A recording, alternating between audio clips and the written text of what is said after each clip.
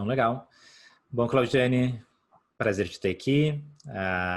Claudiane Carvalho, a gente está na nova série de lives da Escola de Comunicação, Entre Linhas. Nossa ideia é conversar com autores que recém-publicados, né, que estão publicando lançamentos de livros na área de comunicação, trazer para um bate-papo rapidinho, para falar um pouco sobre a obra, sobre pesquisas, sobre carreira, sobre o que mais a gente quiser falar. A ideia é ser um bate-papo bem bacana. Tem já pessoas nos assistindo, legal. Obrigado por estarem nos vendo aqui.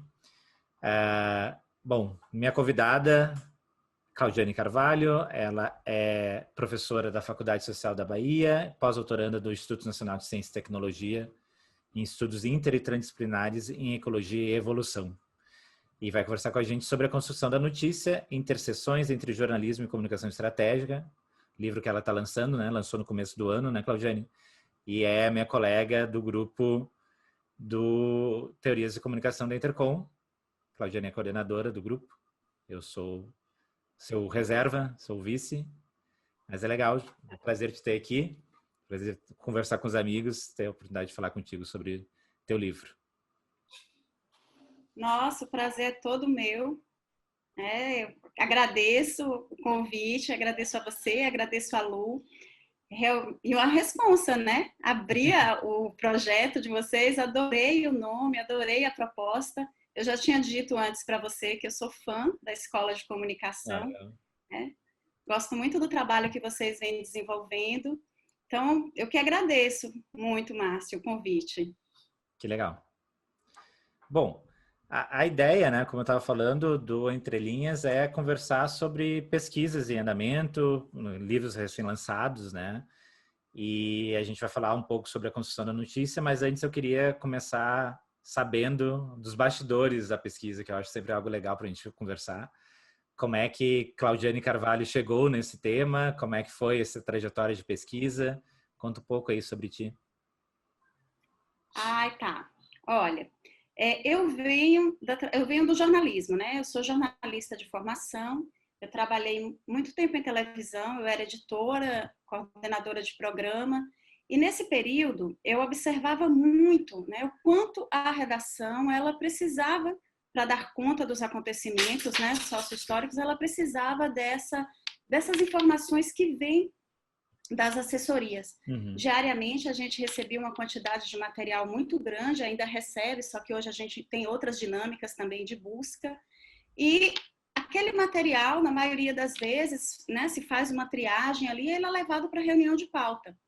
E lá a gente decidia se absorvia, se não absorvia, se dava outro direcionamento, questionava. E depois que eu saí da televisão, eu fiquei um tempo na comunicação estratégica, fazendo o outro lado, sendo quem produzia essas informações para encaminhar para a imprensa.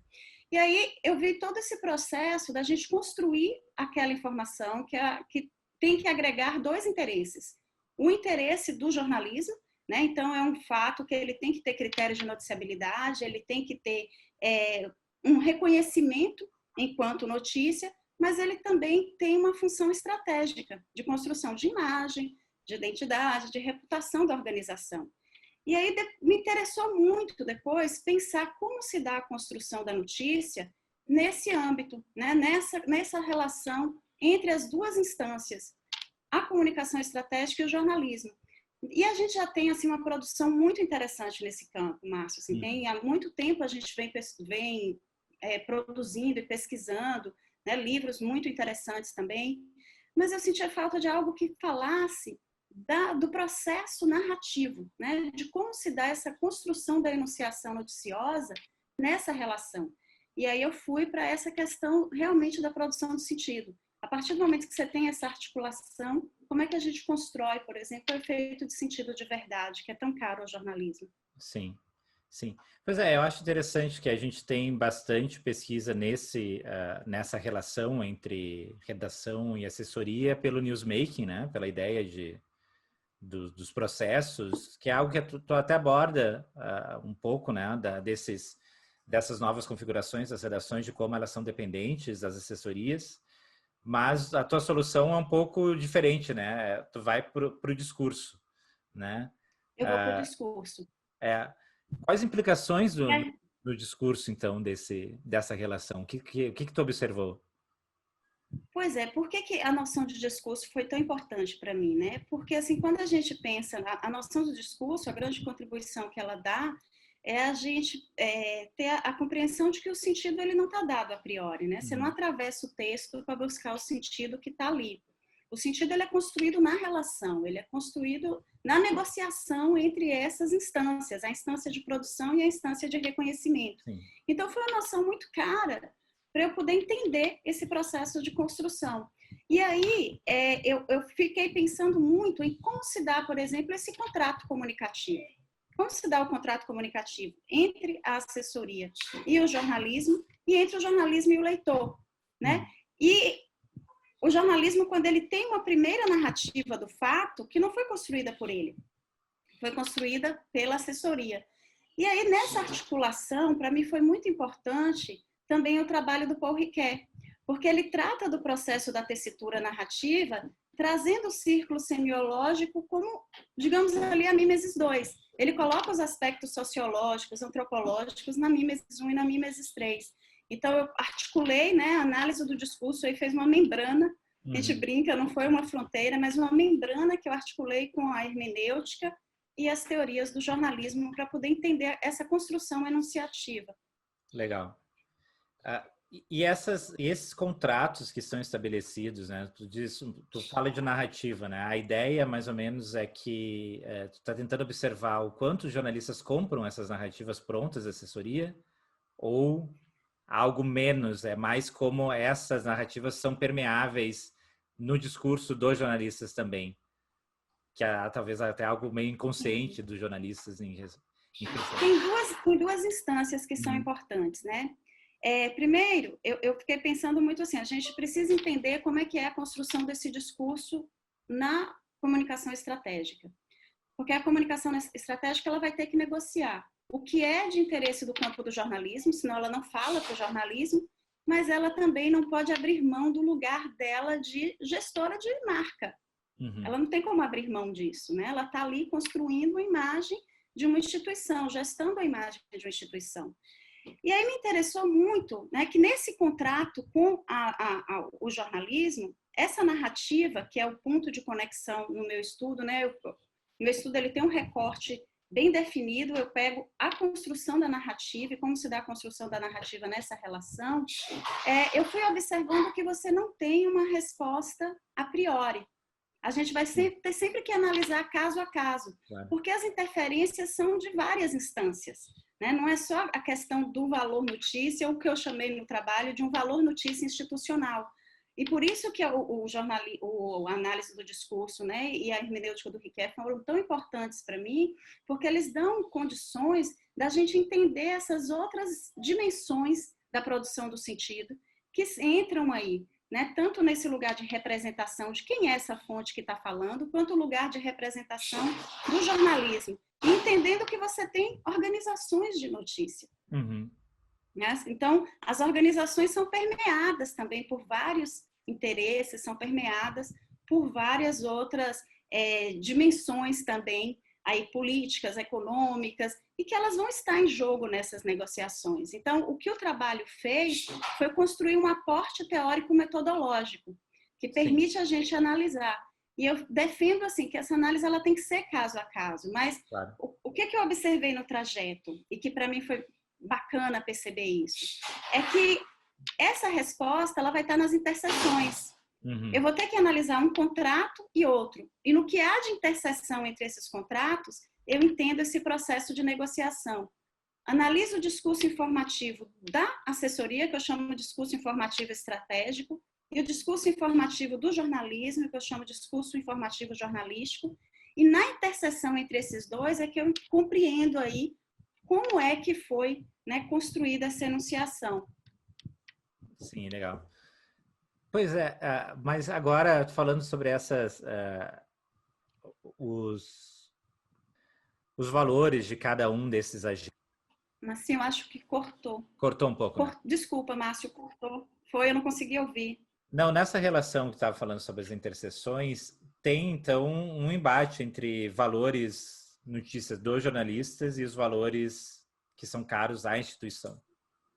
Como é que tu observa esse jogo de forças entre esses agentes tão diversos? Diversos, mas nem tanto. Nem tanto. Teve um texto que, para mim, assim, ele foi muito inspirador, né? Logo no início do processo de orientação, o Giovandro Ferreira, que foi quem me orientou, ele falou: Claudiane, leia a opinião pública. Tem um trecho do Walter Lippmann, né? Tem um trecho que é muito legal, que é quando ele vai falar que o jornalismo é um relato de segunda mão. E aí eu voltei e reli o livro todo, né? Até aproveitando um pouco dessa experiência dele, de quem esteve tão próximo ali ao poder e trabalhou, né, a construção da notícia em períodos de guerra e entre guerra, né? E ele defende, o Walter Lippmann, lá em 1917, né, o livro foi lançado em 1922, né? No início do século passado, ele dizia assim: o jornalismo tem se configurado como um relato de segunda mão, né? Por exemplo, quando a empresa vai lá no cartório e registra a falência, na verdade a falência não está naquele registro, ela vem ocorrendo, mas é o registro que dá condições da gente, que dá noticiabilidade ao fato, né? Que dá condições da gente noticiar. E aí isso me trouxe uma série de reflexões. Se ele nessa relação com a comunicação estratégica, né, com a assessoria de comunicação, a gente vê que vem um relato, vem uma narrativa pronta da assessoria para o jornalismo. E a partir do momento em que chega essa narrativa, se estabelece uma relação, que nem sempre é uma relação de acomodação do que chegou, né? É uma relação que ela pode ser de dúvida, pode ser de simbiose, mas pode ser também de complementaridade. Não dá para você dizer a priori. Mas o que a gente observa? A gente tem vivido um sucateamento muito grande das redações jornalísticas, né? Um número cada vez menor de profissionais, uma imposição de produção pelas próprias dinâmicas de circulação que a gente tem na contemporaneidade, que impõe um ritmo de produção muito acelerado. Acaba que há uma absorção, né, numa observação participante, não trouxe isso para o trabalho, mas profissionalmente há uma absorção muito grande desse conteúdo, né? E aí é que entra uma questão, uma discussão realmente dessa conexão entre os valores que são do jornalismo e em que medida a gente tem uma articulação com os valores que são os valores aí institucionais, os valores das organizações, né? E como é que a gente observa que o jornalismo ele vai cada vez mais, né, ocupando um lugar muito importante nessa questão da verificação. E eu não digo só o jornalismo enquanto a instituição jornalística, mas eu observo também, Márcio, uma importância da comunicação estratégica no processo de circulação da notícia, né? Eu entendo que a comunicação estratégica é do ethos da RP, e tem esse compromisso social muito forte. O jornalismo não, é de um outro ethos, mas ambos têm ocupado um lugar muito importante no processo de produção e circulação da notícia na sociedade. Então, fica uma responsabilidade que, se em algum momento a gente pensou que ela era do jornalismo, está mais evidente que o campo da comunicação estratégica também tem, digamos, que assumir, né, até para essa conquista de confiabilidade na relação, esse lugar de um compromisso com o fato, né, o fato sócio-histórico e com o relato desse fato. Mas é sempre uma relação tensa, porque não tem como fazer isso sem abrir mão de interesses, mas tem sido feito também em muitos campos de uma forma muito bacana, muito responsável, né? A gente tem o meio ambiente, né, que eu acho que as empresas têm feito um trabalho bem legal sobre esse tipo de comunicação, né? Isso. E a gente observa também uma parte assim que a gente trabalhou muito, é quem é essa organização, quem é a fonte, né, dessa organização. Então, por exemplo, quando eu recebo um material, né, quando estava na redação e que chegava para mim, por exemplo, um material do Greenpeace falando de uma questão ambiental, eu tinha muito mais confiabilidade do que um material que vinha de um determinado político, de um determinado partido político, por exemplo. Sim. Então, quem é a fonte? Isso também tem uma série de fatores que são da enunciação jornalística, que são trabalhados pela comunicação estratégica. E aí é uma questão interessante, é que a comunicação estratégica, nessa mediação com o jornalismo, ela de fato, né, ela se apropria dessas práticas, dos modos de fazer do jornalismo para estabelecer essa comunicação. E é uma coisa muito interessante que na redação se ouve muito isso. Ah, esse assessor é bom. E quando você ouve isso, esse assessor é bom, é que ele tem uma compreensão de como funciona o jornalismo e do que é notícia. Né? Então, é isso que valida um assessor como um bom assessor. É que entende a dinâmica, não só a dinâmica da narrativa, não só a dinâmica dessa enunciação, mas a dinâmica do time mesmo, né? Do tempo de produção do jornalismo. Eu sempre falava isso para meus alunos também. Agora, eu quero voltar na questão anterior, na tua resposta, porque eu pensei em várias coisas. Primeiro, eu acho muito legal o resgate de teóricos, esses primeiros aí de 100 anos atrás e tal, porque no fim eles têm muitas coisas para nos dizer hoje em dia, né? Walter Lippmann, outro deles. Acho muito legal ter o resgate, mas eu fiquei pensando nessa citação do Lippmann mesmo, como a ideia de acontecimento, que é tão cara para o jornalismo, é reconfigurada, né? E tá travando um pouco de novo. E eu acho que tu comenta um pouco sobre essa ideia da construção do acontecimento, porque a construção do acontecimento é uma construção mesmo, né? Nessa ideia de que o jornalismo é um relato de segunda mão. Como é que tu pensa essa ideia do seu trabalho? Para trabalhar com a enunciação jornalística, eu escolhi o acontecimento. Exatamente por essa dimensão do acontecimento, que o Paul Ricoeur, né, quando ele trata da narrativa, a tese defendida pelo Paul Ricoeur é que o tempo humano é um tempo narrativizado. Né? E aí, na articulação do Paul Ricoeur com outros autores, como o próprio Charrodot, como o Querré, que eles vão dizer, olha, o acontecimento ele existe discursivamente. Né? Ele é uma enunciação, é uma construção discursiva. E há também alguns que vão... Né, o Querré, por exemplo, ele trata disso, mas ele diz há uma dimensão também que é existencial, né, que não está no âmbito do discurso, mas ainda que ele reconheça isso, ele também traz a dimensão da construção discursiva. O que ele faz é que ele se apropria, né, ele dialoga muito com o pragmatismo norte-americano e ele traz a noção de experiência como uma noção que precisa ser contemplada também. Mas ele tem uma base lá também do Ricoeur, né? E a noção do acontecimento ela foi muito cara para a reflexão e foi uma noção sobre a qual a gente se debruçou muito, porque ela dava para a gente condições de visualizar melhor essa conexão, como na narrativa do acontecimento, né? Essa conexão, essa articulação, ela é, digamos assim, esgarçada nas possibilidades dela. Porque a construção da enunciação, ela ocorre, né? O círculo da semiotização proposto, né? O ciclo da semiotização proposto pelo Paul Ricoeur, ele vai dizer que há dois movimentos da produção do sentido, né? Que é o movimento de transação e o movimento de transformação. A transação é a negociação entre, digamos, a instância de produção e a instância de reconhecimento. E a transformação, o processo de transformação é a transformação do mundo vivido em mundo narrado. Então, a noção de acontecimento, ela permite esgarçar essa perspectiva narrativa na articulação entre a comunicação estratégica e a comunicação e o jornalismo, porque você vê realmente o embate ali, né, pela apropriação dessa anunciação jornalística. E depois a gente vai tratar pelo agendamento. Mas eu fico muito preocupada com a noção de agendamento, é que a gente não ter dele uma perspectiva funcionalista. Porque eu acho que o grande barato da gente pensar no agendamento, né, é não vê-lo numa perspectiva funcionalista, mas como uma dinâmica social que vai envolvendo aí os diferentes campos sociais, as diferentes relações sociais, e que precisa ser estudada de uma forma, digamos assim, muito mais contemplando essas conexões, contemplando esses diferentes campos e inter-relações entre esses campos, e não exatamente numa perspectiva vou fechar aqui por causa da chuva. Eu adoro chuva, gente, eu sou sertaneja. Para mim é sempre bom sinal. Pois é, essa questão do agendamento, eu sempre brinco, né, que quem não acredita muito é só abrir o Twitter, né, porque às vezes a gente sempre, no Twitter, está sempre discutindo alguma outra coisa que a mídia está falando, mas que tu nunca sabe o que é, tem que entrar nos portais da grande imprensa para saber sobre exatamente o que se está se falando, né.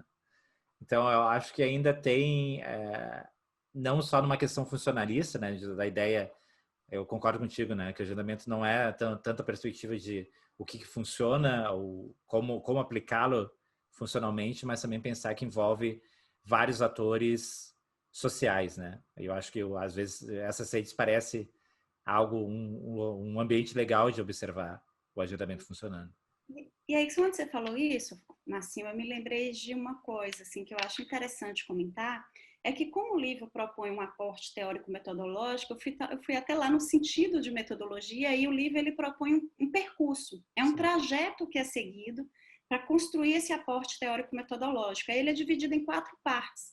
Na primeira parte, essa parte que eu trago a noção de discurso, né? E vou direcionando para a gente pensar o discurso social como é proposto lá pelo Eliseu Veron, quando ele diz que o discurso é a colocação do sentido no espaço e no tempo. Eu acho essa definição de uma riqueza para o jornalismo muito grande, porque a gente tem uma heterogeneidade, né, muito expressiva no discurso jornalístico, né, e tem materiais, né, digamos, sistemas semióticos múltiplos numa enunciação jornalística. Então, eu gosto muito dessa definição e ela me permitiu, assim, uma série de reflexões, né, o discurso social é uma colocação do sentido no espaço e no tempo. E ele diz mais, ele diz que todo discurso é um fenômeno social e todo fenômeno social é um discurso. Então, isso também foi muito interessante. Então, essa primeira parte é uma parte para entender a informação, né, enquanto uma enunciação. E é o percurso que eu fui fazendo, que eu fui dividindo também, né? As minhas inquietações e as questões que iam surgindo, eu fui dividindo. E disso aí eu percebo, poxa, mas eu preciso de algo maior que me dê condições de entender essa complexidade que é de uma relação que é permeada por uma série de outros interesses, que é essa relação da comunicação estratégica com o jornalismo. Principalmente se a gente vai para o estudo de caso mesmo. Que aí você pega uma organização e localiza socialmente essa organização enquanto fonte, uma organização jornalística, e a localiza também. E aí o Paul Ricoeur, nesse sentido, o círculo hermenêutico do Paul Ricoeur foi muito importante para eu entender isso, né? E eu percebi que o processo de construção da narrativa nessa relação, ela envolve o cruzamento de 2 círculos. Um que é da assessoria para o jornalismo, outro do jornalismo para o leitor. E que todos, na verdade, estão visando, de alguma forma, chegar, né? Tem mira, lá em última instância, esse leitor, que ele volta de novo lá para Mimesis 1, ainda mais agora, né? Que essas fronteiras mais do que nunca estão borradas, e a gente vê com as modalidades contemporâneas de circulação um reposicionamento, uma nova performance aí desse lugar que antes era dado ao que a gente ainda chama de receptor, mas que não cabe mais, né? O consumidor, o prosumidor, como diria o escolar, e outros tantos termos. E depois vem para a noção de acontecimento. Aí eu falo, bom, para eu entender realmente essa relação aqui, eu vou ter que ir lá na noção de acontecimento. Também porque ela digamos assim, ela esgarçava as coisas para mim, ela abria, a noção de acontecimento, ela abre assim, fala, ó, tem que pensar nisso aqui. Então, ela é meio até maternal, né, nesse sentido de um encaminhamento da reflexão. E eu fui observando que todo esse processo é um processo, como se colocou antes, né, que está aí no âmbito de estudo do newsmaking, prevendo, de fato, essa dinâmica mais complexa do agendamento social. Então, a gente termina com o agendamento que, na verdade, volta de novo ao discurso, né? Então, ele é dividido nessas 4 partes. Legal. Pois é, eu queria que tu me contasse um estudo de caso aí, o que tu fez, né? Porque, como tu disse, o trabalho é uma proposta teórica e metodológica, né? O que tu conseguiu, como é que tu aplicou isso, digamos? Aplicar não é bem o termo, né? Mas como é que tu estudou um caso, então, a partir dessa tua abordagem? Pois é, no período do doutorado, o livro ele não contempla o caso, né? Ele traz o aporte teórico-metodológico. Quando a gente vai para estudar o caso, quando a gente vai lá ver o caso, né? Alguns, assim, peguei um determinado momento que eu analisei a questão quando estava Lava Jato, analisei um momento da Lava Jato, depois analisei um momento mais ainda não sistematizado da prisão do ex-presidente Lula. Foram 2 momentos que eu analisei pensando muito nas articulações ali, né? Na Lava Jato você tinha algumas fontes que estavam batalhando por essa enunciação e você tinha também no jornalismo posicionamentos enunciativos muito claros também. Então, foi um lugar que, digamos assim, de certa forma, privilegiado para fazer essa observação, porque a gente viu no cenário, né, midiático assim, daquele momento, noticioso, uma batalha midiática mesmo, uma batalha anunciativa pela demarcação de lugares. E a mesma coisa aconteceu depois, né, na prisão do ex-presidente Lula. Então, que foi um outro momento em que a gente viu isso e que desembocou ali uma série de narrativas que vinham sendo construídas por diferentes atores sociais e que você tinha, por exemplo, organizações noticiosas que simplesmente rejeitavam, por exemplo, uma comunicação que vinha da assessoria de comunicação do partido, né? Ou não dava, de fato, espaço, ou que se apropriava. Mas esse não foi um estudo, uma observação durante o doutorado, porque eu não deu como dar conta de tudo. Sim. Isso já foi no pós-doc, Sim. né, que eu fiz essa observação até para pensar, assim, funciona mesmo essa metodologia, que foi a justificativa até para a continuidade dos estudos no pós-doc. Então, foi observar essa dinâmica. Mas aí eu me deparei com uma situação que é complexa e que acabou me arrebatando muito, que é a questão da circulação da informação na contemporaneidade. E como muito, né, dessa narrativa, ela se dá em outras instâncias hoje. Não exatamente essa narrativa, né, ela chega à redação, nem sempre enviada exatamente como a gente viu em um determinado momento da história da comunicação estratégica, que a comunicação estratégica, de fato, levava aquilo ali como release e press kit. Levava não, ainda leva, ainda tem, né, essa forma de produção. Mas a gente tem, por exemplo, as próprias organizações têm as suas mídias. E mais do que nunca configuram, né, essas mídias se configuram como espaços dessa disputa pelo agendamento. E por um posicionamento narrativo, por um posicionamento discursivo, de fato. Então, essa disputa pelo posicionamento discursivo na mídia noticiosa, ela está se dando numa instância, mas há uma outra instância que é na própria comunicação estratégica, e como isso é usado também para chamar lá a atenção ou para ser um dispositivo até para essa relação com a mídia, né?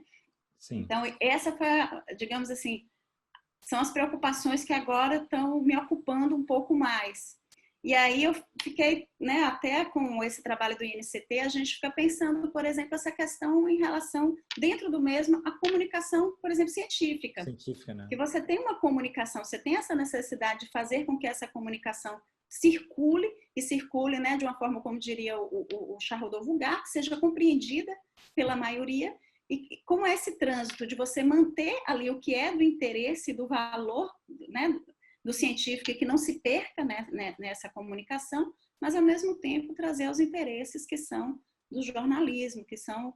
Então, eu tenho observado isso também, por exemplo, agora com esse estudo do INCT em TRI, que aí é um grupo maior, é um grupo grande que está estudando e que a gente vem pensando nisso, que são, na verdade, estão todos dentro do mesmo espectro, que é essa relação do jornalismo com as fontes, mas não a fonte profissionalizada, a fonte preparada para esse diálogo e batalhando, né? Ali na labuta por essa disputa anunciativa. Sim. Pois uma outra coisa que eu queria te perguntar, acho que não vou escapar de perguntar da mediatização, mas eu queria te perguntar especificamente de como é que tu liga a mediatização com enunciação. Eu achei muito interessante, queria te ouvir falar mais sobre isso, dessas ligações, porque a princípio está trabalhando com grupos de autores que são bem diversos, né? Esses estudos, eles não estão ainda assim, eles são do pós-doc, não foram contemplados no livro, né? Aí é a continuidade que vai abarcar isso aí. Na verdade, eu tive muito mais contato com esses estudos, Márcio, no pós-doc, né? Em relação à mediatização, à circulação, foi no pós-doc. O pós-doc, né? O primeiro foi mais focado na mediatização, o segundo mais até nessa articulação mediatização, enunciação e circulação, que aí é também uma preocupação do próprio CEPAD, né? Que é o Centro de Estudo e Pesquisa e Análise do Discurso e Mídia, aqui, que é vinculada à FACOM, ao POSCON na FACOM. Então, essa preocupação veio depois. É que nos estudos da mediatização, né, eu acabei me acomodando mais no sentido de reconhecer, próximo aos meus estudos, muito mais a perspectiva do Veron, que seria também, né, coerente com o meu percurso.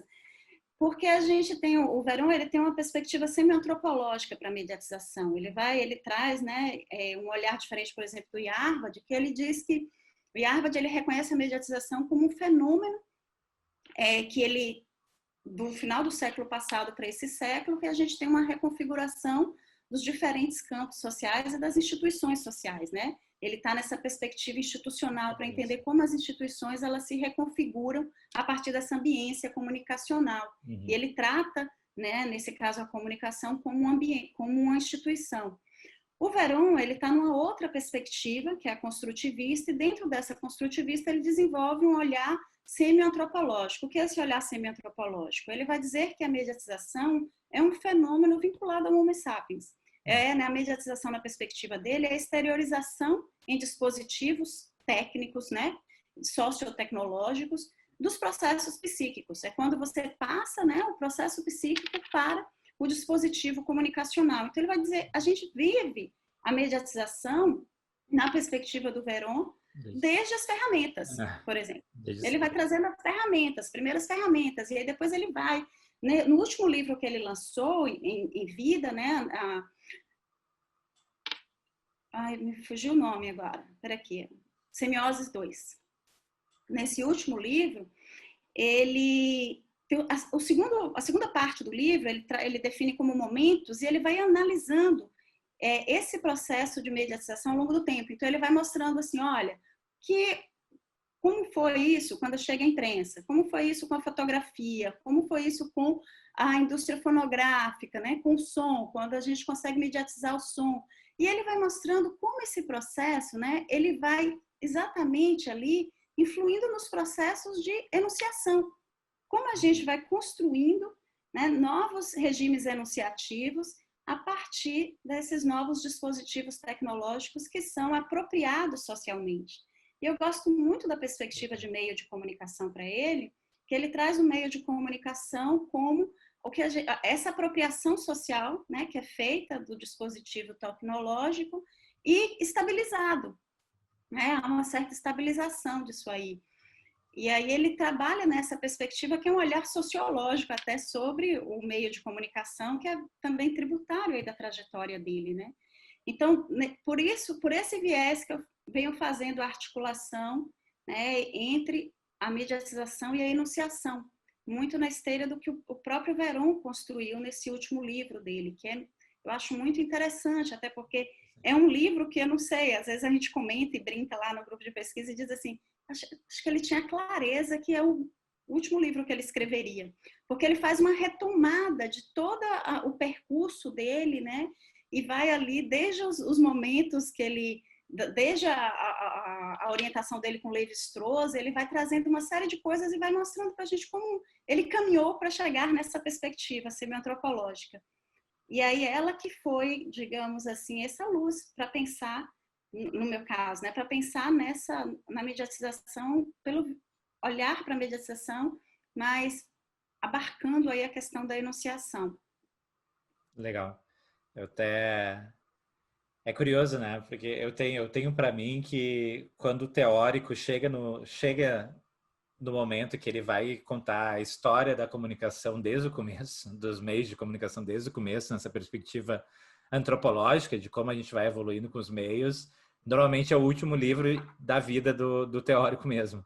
Agora é o quinto, porque olha, é para o Innes, é para o McLuhan, foi para o Kittler, foi para o Flusser e mais para o Veron, então. O pessoal já sabe que está ali, está encerrando. Está encerrando, né? E como tem esse olhar de também assumir assim, ó, no momento eu pensei assim, mas eu pensei por causa disso. Depois eu vi que não era bem isso. Eu acho assim, tão bacana, porque você vai acompanhando a linha de raciocínio, né?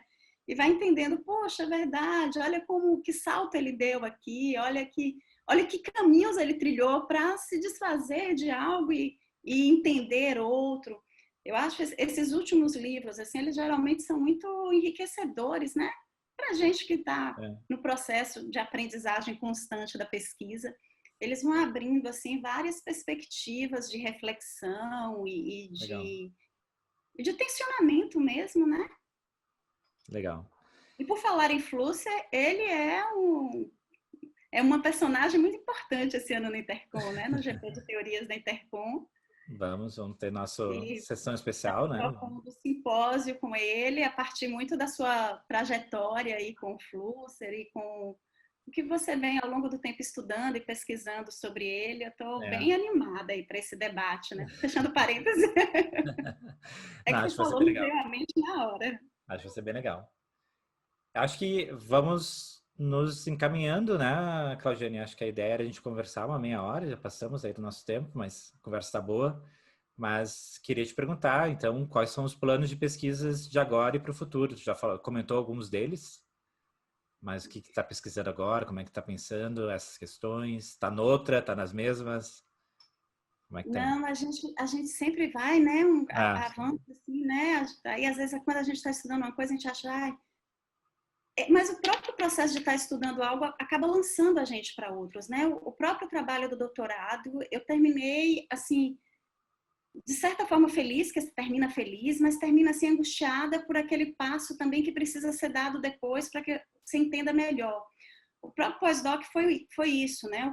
Quando o doutorado terminou, eu falei, poxa, mas tem uma dimensão aqui que precisa também ser refletida e ser contemplada nesse processo, que eu já trazia no doutorado, né? Quando o aporte teórico metodológico foi pensado, ele foi pensado também para contemplar a ambiência digital, mas há especificidades que você tem que mergulhar mais fundo, né? E a gente teve nos últimos 30 anos, e especialmente na última década, mudanças muito expressivas, né? Que têm tido implicações aí nas construções discursivas e na circulação e na recepção dessas construções. Isso tem me preocupado, assim, né? É sobre essa construção enunciativa nesse ambiente, nessa nova não, mas nessa ambiência comunicacional que tem me preocupado. É o que eu tenho olhado mais. E observando que como é possível, né, a partir desse aporte que foi pensado lá no doutorado, eu transitar por campos diferentes também. Então, assim, pensar agora, né, que é um momento também de muita aprendizagem, tá pensando a divulgação científica a partir disso, é muito legal ver, poxa, olha como esse aporte que foi construído aqui me está dando condições de adentrar nesse terreno, entendê-lo, obviamente, claro. né, respeitando toda uma trajetória que tem desse terreno, mas isso tem sido bem bacana. É muito nesse sentido de continuar esses estudos, entendendo como vão mudando essas enunciações. Na verdade, Marcinho, quando eu olho assim em retrospectiva, eu acho que esse tema da narrativa, ele sempre me seguiu por caminhos diferentes, por trajetórias distintas, mas sempre foi assim um pano de fundo. Eu sempre me chamou muita atenção como a gente constrói as narrativas e se coloca socialmente a partir dessas narrativas, né? Então, quando eu olho em retrospectiva, foram objetos diferentes, às vezes aportes teóricos diferentes, na graduação, no mestrado e no doutorado, mas a preocupação de fundo, há um fio que conduz aí todo o processo, né? Uma linha que liga todo o processo, e eu hoje percebo que essa linha é a construção narrativa. Ela é realmente, digamos assim, meu impulso, né? Minha pulsão de pesquisa está nela. Isso que é legal, né? Quando a gente olha para trás e a gente percebe que tem alguma questão que liga várias coisas que parecia completamente diferente na hora que a gente estava fazendo, E dá um né? alívio também, né? Dá olho também. A gente fala assim, opa, peraí, eu sei que tem uma maluquice aqui que é inerente à condição humana, mas nessa maluquice a gente se encontra. Nessa maluquice a gente se acha. E uma coisa que eu acho muito bacana também são os espaços que a gente tem de interlocução, né? Por exemplo, o GP de Teorias da Comunicação do Intercom tem sido um espaço para mim muito valioso, né? Os diálogos que a gente vem construindo ali dentro, as reflexões, as observações que os colegas têm feito sobre os trabalhos, essa última edição, as construções que a gente fez ali, eu achei muito legal, tem sido um espaço muito rico. Os grupos de pesquisa também têm contribuído e contribuem muito. Eu já estava até refletindo sobre um post que você fez, colocando, né? Poxa, como eu gostava durante o período do doutorado, do É, mestrado, sentar com os colegas para conversar, né? Porque é uma atividade tão solitária, e essa atividade solitária, como nesse processo que a gente está ali só, né, escrevendo, como vão ecoando todas essas conversas que a gente teve. E às vezes até coisas assim que eu me vi em várias situações nisso, que às vezes apresentando num seminário, no congresso, alguém dizia alguma coisa, eu olhava assim, falava no primeiro momento, eu pensava, não, não é bem isso. E aí depois, na hora de escrever, eu começava a pensar sobre aquilo, poxa, olha como tem sentido aqui, ó, como é legal isso aí. Algumas pessoas são mais próximas, eu ligava, ó, obrigada, viu? Realmente, eu vou ter que parar e pensar nisso aqui. Foi uma provocação boa, não entendi no momento, mas estou entendendo agora, eu acho que estou. Então, essa troca, ela é muito bacana, ela é essencial, eu acho, assim. Pelo menos para mim, assim, eu não consigo me ver fora do diálogo, né? É. Às vezes que mesmo que em alguns momentos a gente olha e fala, não consiga abarcar tudo, ou entender tudo, ou tenha que peneirar, que é do processo da vida mesmo, mas é necessário. Tem uma construção social das nossas narrativas acadêmicas também, né? Sim, e tem que ter, né? Tem que ter. Legal. Legal, Claudiane. Prazer te ter aqui. O pessoal está te dando parabéns. Maria Oliveira, Mônica Marques, a Luciana Sampaio, te dando parabéns aí pelo ótimo trabalho. Legal te ter por aí. O Francisco também dando um alô. E a Luísa, que está aqui do outro lado, também mandando um alô. Beijo, Lu! Te mandando um beijo. Nossa, gente, eu tô com o coração apertado que eu não vou ver vocês todos esse ano, Não sabia? vamos nos ver esse ano, né? Infelizmente. Porque o ponto de encontro da gente é o Intercom, né? Que Intercom, tava a né? maior Quantos anos? expectativa para todo mundo se encontrar aqui em Salvador. Mas, enfim, outras oportunidades virão, outras situações virão. A Isso. gente vai se abraçar muito, matar muito essa saudade, né, Lu? Nos veremos online, né? Todos Nos nós. veremos online, nos veremos online.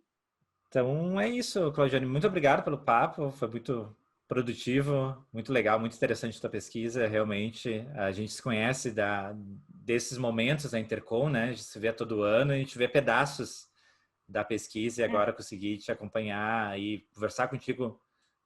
Dá para ter uma ideia do todo que tu estava tentando abarcar e abarcou, e acho muito legal. Parabéns pela pesquisa, acho realmente bem interessante. Infelizmente, não dou mais assessoria de redação, mas acho que se desse, teu trabalho seria ótimo para conseguir fazê-los convencer que não é tão longe do jornalismo assim como eles pensam, né? Os alunos de graduação tendem a pensar como algo completamente separado e não é, né? Não, não. Então, acho que é bem legal. Não é. E, Eu enfim, quero também parabenizar vocês pela Escola de Comunicação. Eu já falei obrigado. desde o início, né? Eu sou muito fã do trabalho de vocês, fã como colega de trabalho no Intercom, fã do trabalho de pesquisa de vocês, dos momentos que a gente consegue conversar nos cafezinhos, né? Entre uma mesa e Legal. outra, mas também de Também. ler esse trabalho, especialmente o seu, que está mais próximo, assim. Então, assim, parabéns pela iniciativa. A gente vê os Obrigado. relatos das pessoas, o quanto o trabalho de vocês tem contribuído para muitas pesquisas. Isso é muito bom a gente poder Que legal. acompanhar isso.